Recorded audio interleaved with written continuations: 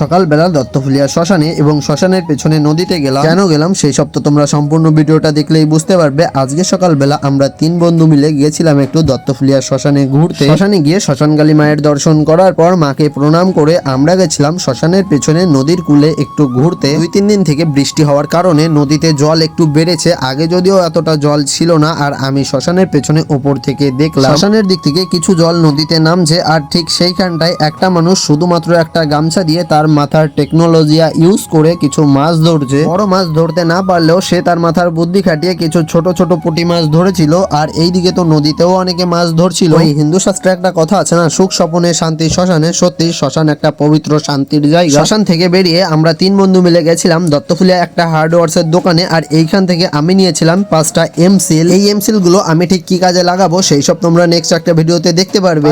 আমরা এখন নানপুরি খাই, আর তোমরা ভিডিওতে লাইক দিয়ে কমেন্ট করো ভিডিওটা কেমন হয়েছে।